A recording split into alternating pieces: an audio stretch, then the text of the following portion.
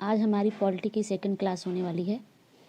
किस तरह से अंग्रेज हमारे देश में आए और उन्होंने हमारे राजनीतिक जो सत्ता थी उसमें हस्तक्षेप करना शुरू कर दिया और हमारे ऊपर शासन करने के लिए किन किन नियमों को समय समय पर जारी किया, जो कि आगे चलकर हमारे संविधान का रोड मैप बना।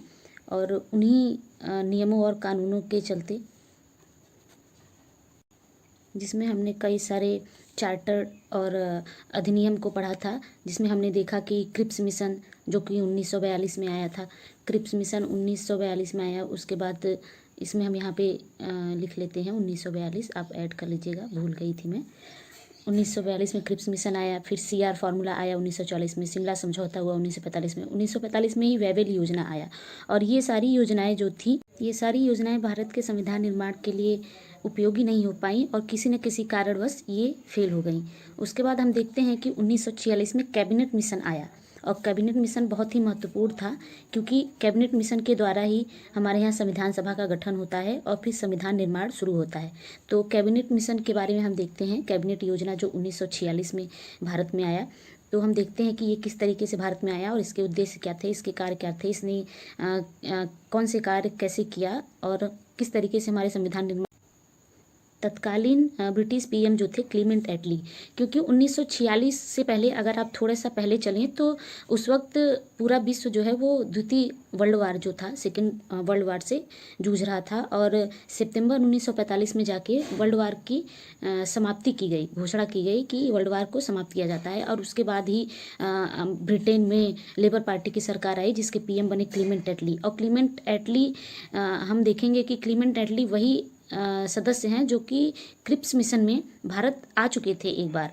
और जब 1940 के बाद भारत के संविधान निर्माण की जो आवाज़ थी वो बहुत तेज़ी से उठने लगी थी। तो जैसे ही ब्रिटेन में नई सरकार बनी तो उन्होंने ये तय कर लिया था कि अब अंग्रेज़ों का भारत में रह पाना बहुत ही मुश्किल है और अब कुछ न कुछ करके भारतीयों को सत्ता हस्तांतरण कर देना चाहिए और उनके संविधान की परमिशन दे देनी चाहिए कि वो अपने संविधान का निर्माण स्वयं कर सकें।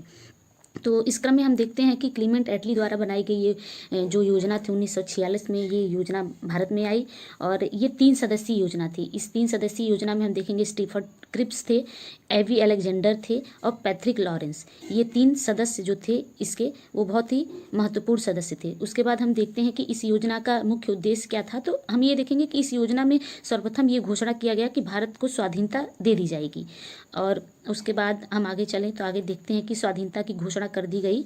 उसके बाद देखेंगे कि इसके कार्य क्या थे, इस योजना के जो मुख्य कार्य थे वो क्या थे। तो इसका जो मेन उद्देश्य था वो ये था कि जो इंडियन नेशनल कांग्रेस थी, भारतीय राष्ट्रीय कांग्रेस जो थी, और जो मुस्लिम लीग था, इन दोनों के बीच में काफ़ी विरोध था, क्योंकि मुस्लिम लीग हमेशा से एक दूसरे देश की मांग कर रहा था। तो इस योजना का कार्य ये था कि दूसरा देश न बनाकर बल्कि इन दोनों मेजर पार्टियों के बीच में एक सामंजस्य बनाकर भारत का सत्ता हस्तांतरण कर दिया जाए और संविधान निर्माण की रूपरेखा तय की जाए। तो सत्ता हस्तांतरण और संविधान निर्माण के लिए इस मिशन ने कौन कौन से प्रस्ताव रखे, आइए हम देखते हैं। हम देखेंगे कि कैबिनेट मिशन जो था वो 2 प्लान के साथ भारत में आया था। एक तो उसका प्लान था कि भारत को एक संघ बना दिया जाए, मतलब कि एक ऐसा राज्य बना दिया जाए जो कि सेंटर जो है वो पावरफुल हो और उसमें विभाजन ना हो, लेकिन ये हो नहीं पाया। तो इसके बाद एक दूसरा प्रस्ताव जो था वो इस मिशन ने एक दूसरा प्रस्ताव दिया कि भारत को 3 ग्रुपों में उस वक्त कुछ ग्रुपों में बांट दिया गया, जिसमें ABC करके बांटे गए थे। जिसमें A जो था उसमें बड़े बड़े जो राज्य थे, बड़े बड़े प्रोविंस थे उस टाइम के, उत्तर प्रदेश, मध्य प्रदेश, जिसको कि यूनाइटेड प्रोविंस और सेंट्रल प्रोविंस नाम दिया गया था, ये सब आते थे। एक नॉर्थ फ्रंटियर करके था, ग्रुप C था। तो इसमें किया क्या गया कि जो ये समूह बनाए गए थे, इन समूहों को विभाजित कर उसके बाद इन समूहों से ही सदस्यों, संविधान सभा के गठन की जो बात की गई कि संविधान सभा का गठन किया जाएगा और उसमें सदस्यों को नामित किया जाएगा। तो वो जो सदस्य होते थे उन सदस्यों को इसी समूहों से लाना था। तो समूहों से सदस्यों का चयन किया गया और संविधान सभा का गठन कर दिया गया। संविधान सभा के गठन के बाद हम देखते हैं कि आगे संविधान सभा के बारे में ही अब हम पढ़ेंगे, जो कि बहुत इंपॉर्टेंट टॉपिक है। और आप ये अच्छे से पढ़ते चलिए, क्योंकि ये बहुत ही इंपॉर्टेंट है। यहाँ से क्वेश्चन बहुत ही ज़्यादा पूछे जाते हैं वनडे एग्जाम्स में। तो चलिए हम संविधान सभा के महत्वपूर्ण बिंदुओं को देख लेते हैं। संविधान सभा जो था वो कैबिनेट मिशन योजना के तहत संविधान सभा का गठन किया गया, जो कि जुलाई 1946 में इसका गठन किया गया। और इसमें मैंने आपको पहले ही बताया कि जो ABC करके जो समूह बनाए गए थे वहीं से सदस्यों का चयन करना था, और इस तरीके से ABC जो ग्रुप थे उन ग्रुपों से मिलाकर, उन समूहों से मिलाकर कुल शुरुआत में 389 सदस्यों का चयन किया गया। और इन 389 सदस्यों में हम देखते हैं कि 293 सदस्य जो थे वो ब्रिटिश प्रांत से बनाए गए थे। ब्रिटिश प्रांत जो कि जहाँ की अंग्रेजों का सीधा शासन था। उसके बाद कुछ देसी रियासत थे जो राजे रजवाड़े थे, वहाँ से 4 कमिश्नरी क्षेत्रों से चुने गए थे।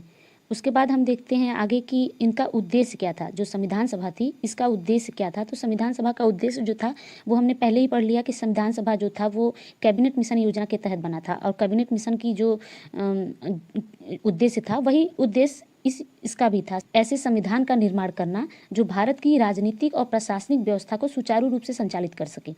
जुलाई में हुए संविधान सभा के गठन के बाद हम देखते हैं कि कई महीने लगे सदस्यों के चयन में, और सदस्यों का चयन हो जाने के बाद सर्वप्रथम 9 दिसंबर 1946 को इसकी बैठक की गई। संविधान सभा की जो पहली बैठक है ये बहुत महत्वपूर्ण है, आप इसे ध्यान दीजिएगा, इसे याद करिएगा कि जो संविधान सभा की पहली बैठक थी वो 9 दिसंबर 1946 को, यहाँ 48 लग रहा है, ये 46 होगा, आप इसको 46 बना लीजिएगा।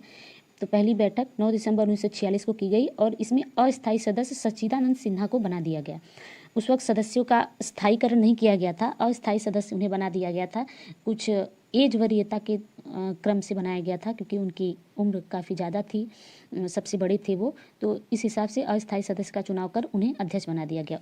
दूसरे बैठक में डॉक्टर राजेंद्र प्रसाद को प्रथम स्थायी सदस्य चुना गया। स्थायी सदस्य नहीं, यहाँ पे स्थायी अध्यक्ष होगा, आप सदस्य की जगह पे अध्यक्ष कर लीजिएगा, तो डॉक्टर राजेंद्र प्रसाद को स्थायी सदस्य चुन लिया गया। उसके बाद हम देखते हैं कि संविधान निर्माण के लिए एक सलाहकार समिति, कई सारी समितियाँ बनाई गई थी, जिसमें अभी हम आगे समितियों को पढ़ेंगे।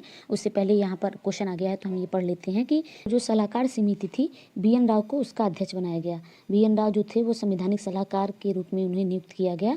उसके बाद हम देखेंगे 13 दिसंबर, बहुत ही महत्वपूर्ण दिवस है ये, 13 दिसंबर 1946 को पंडित जवाहरलाल नेहरू जी ने उद्देश्य प्रस्ताव को पेश किया।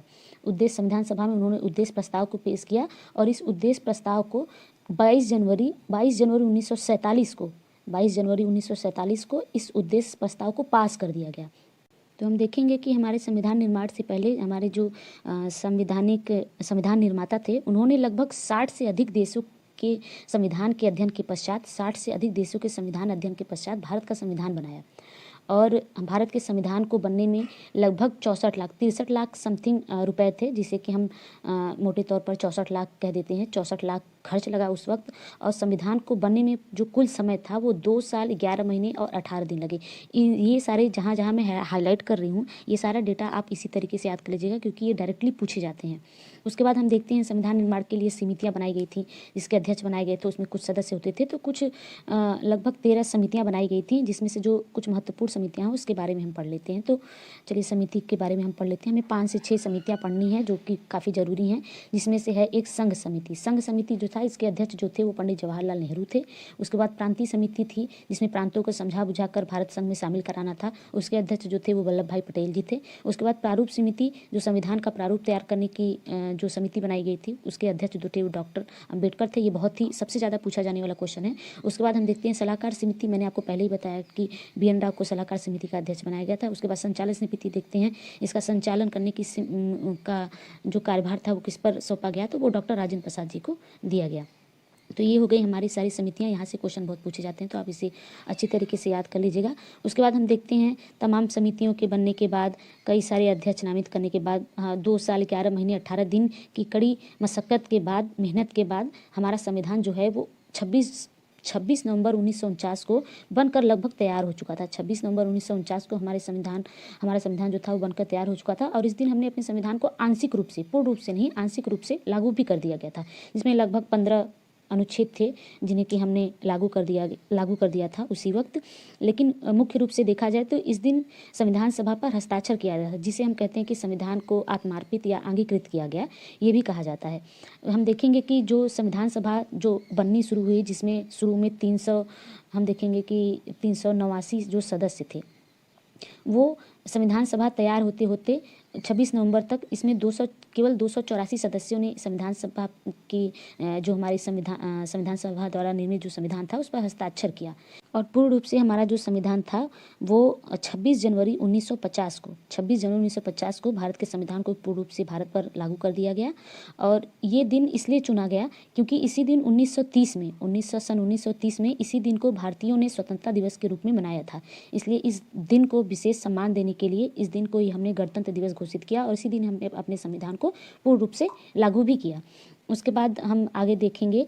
प्रारंभ में 1950 में जब हमारे संविधान को लागू किया गया तो उस वक्त संविधान में कुल 395 अनुच्छेद थे, जिसे कि आर्टिकल बोला जाता है। 395 आर्टिकल्स थे और ये 22 पार्ट्स थे, जो कि अभी भी लगभग 22 या 25 बोला जाता है जिसके कि वो सब आर्टिकल मिलकर 25 हो जाते हैं, या कुछ डिलीट हुए उसे मिलाकर अभी भी 22 ही हैं।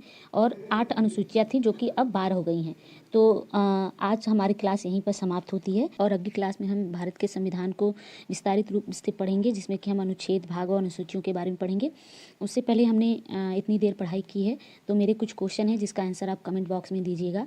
तो पहला क्वेश्चन ये है, आपको ये बताना है कि संचालन समिति जो थी उसके अध्यक्ष कौन थे। एक क्वेश्चन ये हो गया। और दूसरा क्वेश्चन ये है, आप ये बताइए कि कमिश्नरी क्षेत्र से कितने सदस्यों को संविधान सभा में सदस्य बनाया गया था। तो आज के लिए क्लास यहीं ख़त्म होती है। अगर आपको हमारी क्लास पसंद आई है तो चैनल को सब्सक्राइब करें, लाइक करें और शेयर करें। Thank you so much.